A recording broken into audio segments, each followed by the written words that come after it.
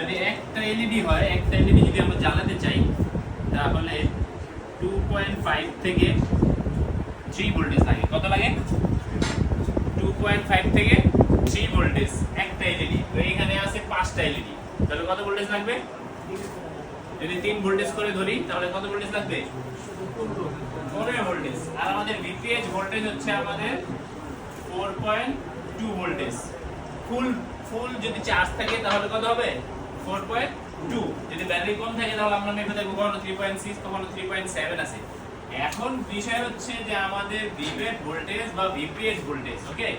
ভিভেট বা VPH voltage, এটা আমরা ভিভেট বলতে পারি, ভিপিএইচ ভোল্টেজ। তো ভিভেট ভোল্টেজ বা ভিপিএইচ ভোল্টেজ হচ্ছে আমাদের 4.2 ভোল্টেজ।